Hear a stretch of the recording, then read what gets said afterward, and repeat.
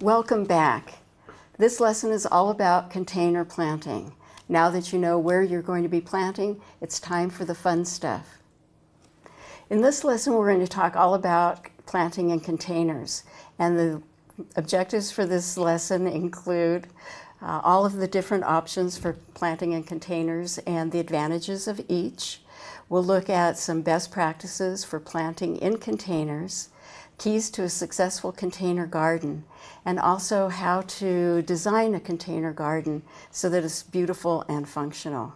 So the first thing we're going to talk about are all of the different containers that we're going to be using.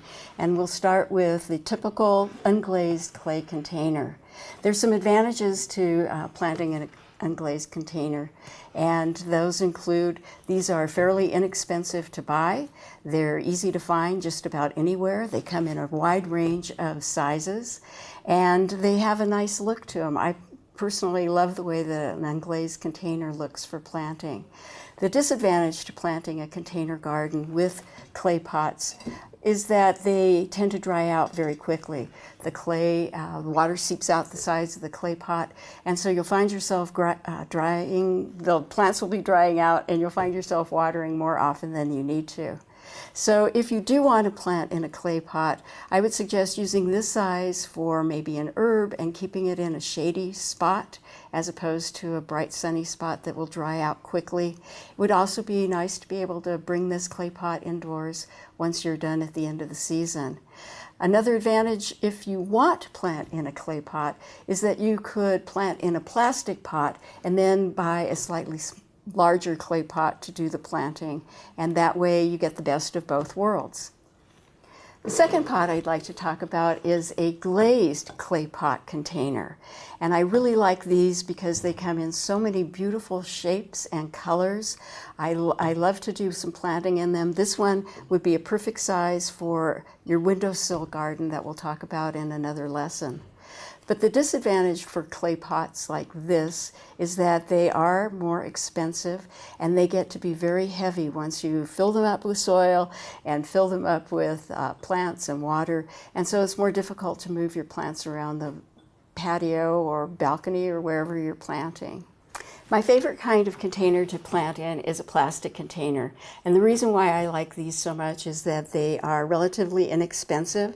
They come in lots of different shapes and sizes, and that they're lightweight and easy to move around the patio or balcony or deck or wherever you're doing your planting so that you can adapt your garden as you want to. So I really like plastic for planting. Another option for planting in plastic is a self-watering container like this one. This is a self-watering container that has a little hole here with a reservoir in the bottom, so you're able to water into this planter like this, and the plant roots will absorb the water from the bottom. When it's time to water, you can either take a look and see if the reservoir is empty or use your finger to tell how dry the soil is. Another example of a self-watering container is this container, and I like this one because it has a special gauge that gives me a signal of when it's time to water.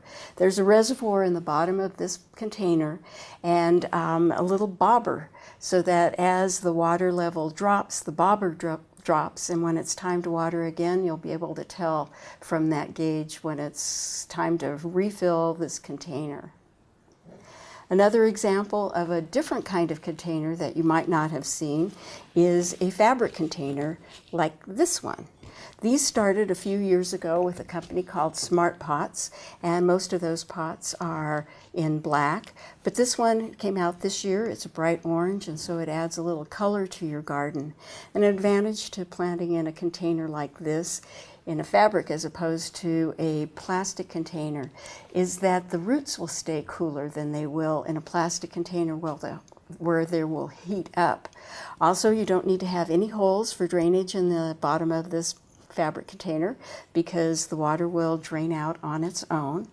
And another advantage of planting in a container like this is that it air prunes the roots of your plant.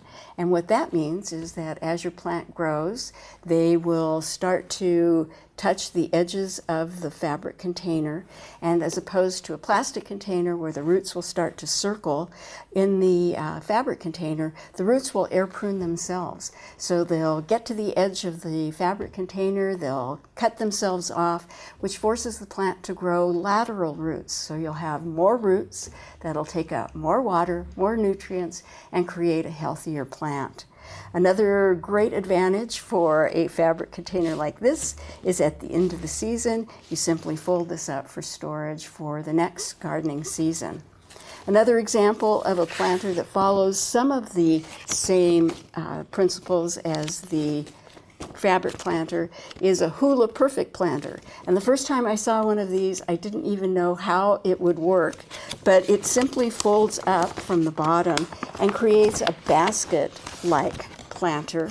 Fill this up with soil, and it works the same way as the cloth planter in that it air prunes your roots. It has holes on the side for drainage, but the advantage for this one is that it's a coated plastic types of material so that it resists mold and mildew. Now, if you are growing your garden to save money on your grocery bill, it doesn't make sense to spend a lot of money on expensive planters to start your container garden. So I have another option for you for frugal gardeners like me, and that's to plant in a food-grade bucket. This is a bucket that I got from my grocery store bakery. I called and I asked if they had any old frosting buckets, and they said yes, and I just went and picked one up. So the only thing that I had to do was drill some holes in the bottom of the pot for drainage. If you don't have a drill, use a hammer and nail to create enough holes in the bottom so that the water will drain out and keep your plants healthy. So that's a free option for planting. So now it's time to talk a little bit about how you decide what size planter you use and match it to the size plants that you're going to be planting. And the most important thing to keep in mind with this step is to make sure that you think about the mature size of your plant before you start planting. And one way that you can do that is to be sure that you read your seed packets. It gives you all the instructions that you need for placing your plant in your pots. And this one is for some bush beans, and it says to plant your bush beans about 3 inches apart in rows 24 inches apart. So you want to make sure that your pot is big enough, at least 2 gallons. This is probably about 3.5 gallons, and that you have at least 10 to 12 inches of opening space. So you can cheat a little bit when you're planting in containers with something like the beans. If you're going to be planting a tomato plant, it'll also tell you how tall to expect that tomato plant to grow. And so, for example, if you were going to plant one pepper plant, it would fit in this pot. And I know that it looks like it's small compared to this pot, but think about the mature size of this pepper plant. It's going to grow about 2 to 3 feet tall and maybe that wide, and it's going to be loaded with all kinds of peppers. So you want to make sure that you give it enough space to grow so that its roots can spread out, and the bigger the pot, the healthier the plant. So for this pot, we're going to do a little bit of planting, and in this one, I said that you could plant this one pepper plant, but you could also plant a variety of herbs in here to make a more beautiful display.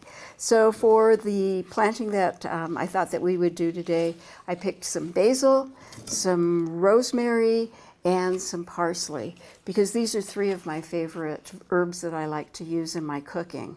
And this planting will work well because we can have some straight up plants like rosemary that'll grow nice and tall and kind of bushy. We'll have straight up and down plants like the basil that will grow bushy. But then the parsley will be a nice added feature because it'll fill in around the edges and make a nice frilly planter for the border. So let's get started on planting. I'm going to place these about 3 or 4 inches apart from the sides of each.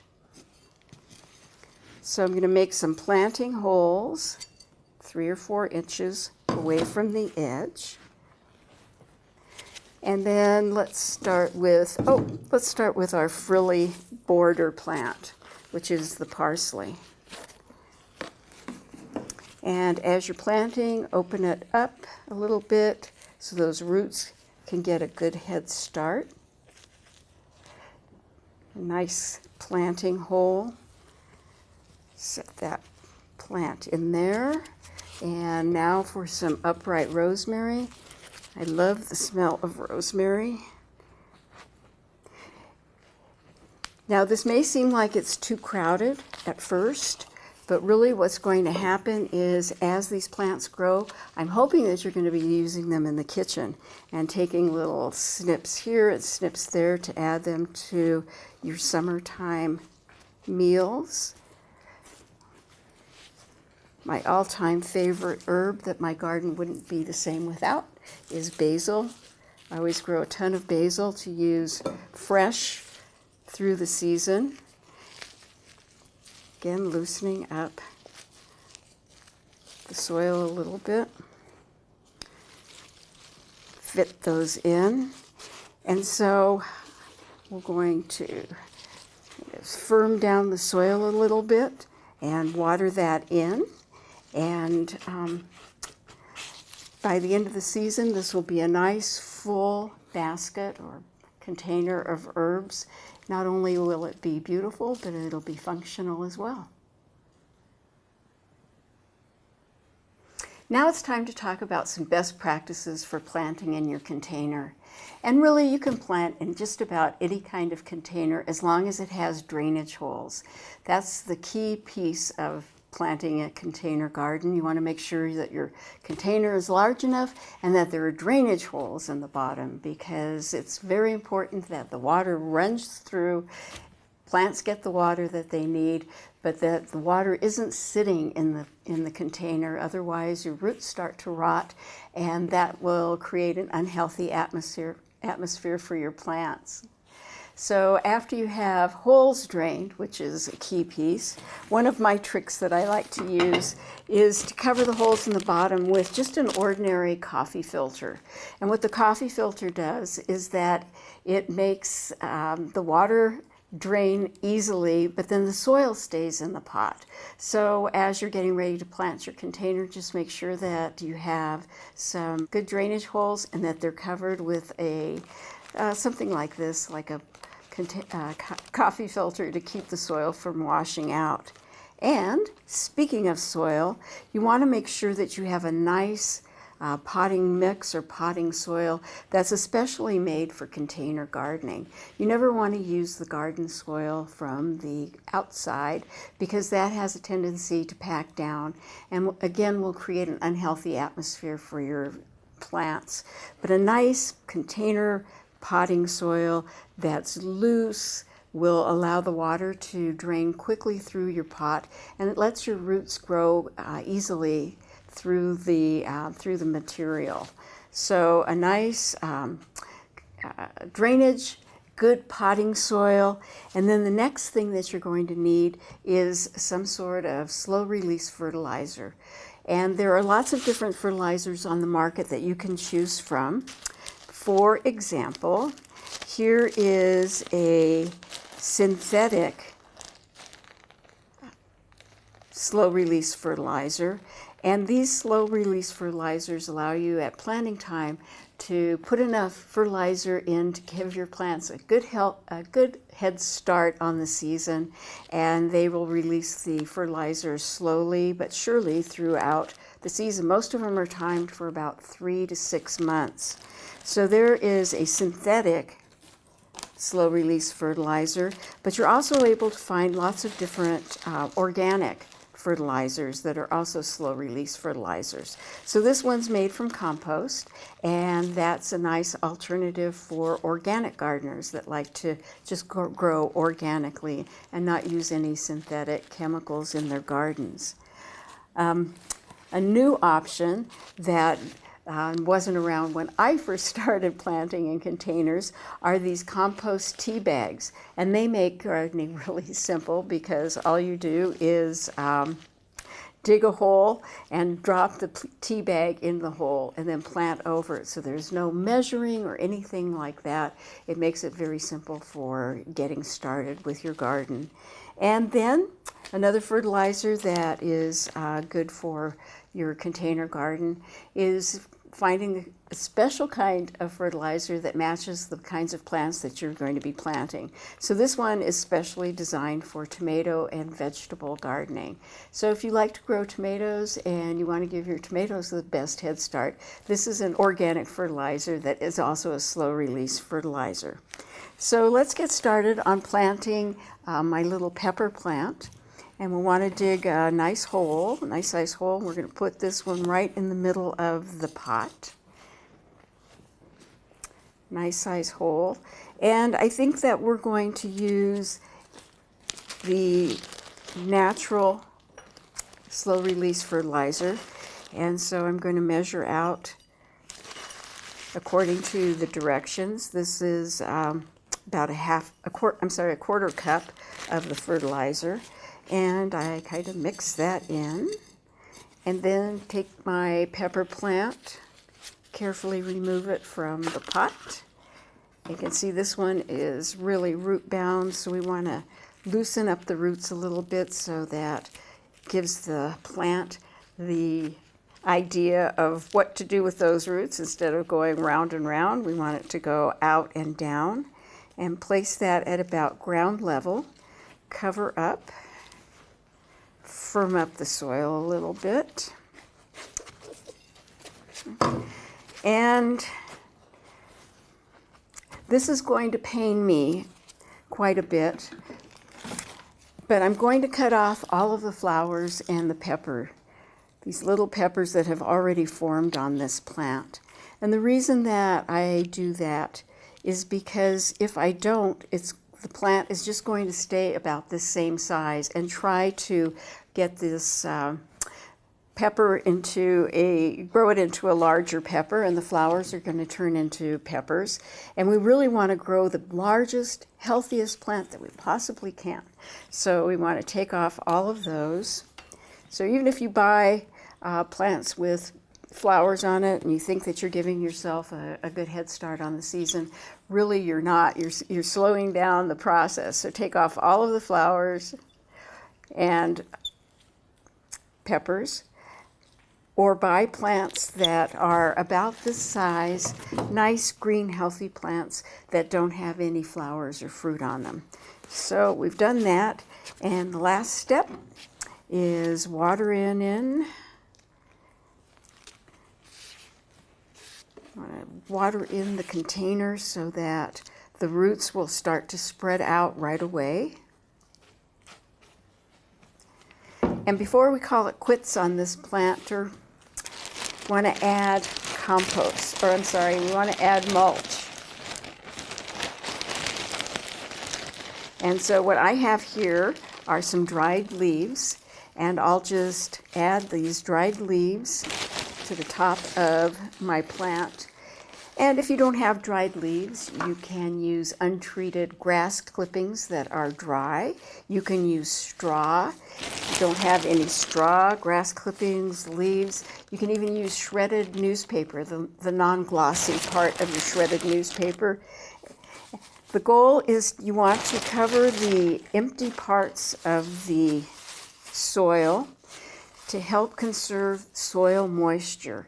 And what this will do is it'll allow you to save water, and you won't have to add as much water as often.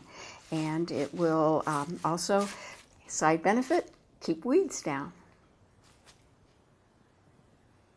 Now that you've selected the containers for your container garden, you've planted using some of the best practices for planting a small space garden, it's time to do something with that. And so we want to make sure that your container garden looks as good as it's going to taste.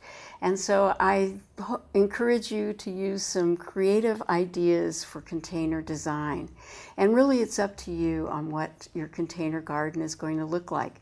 It can be eclectic, like mine was when I first started out, and I used all kinds of different containers, whatever I could plant in. Or you could have a certain look that matches your personality or that matches your seating setting wherever you have your container garden.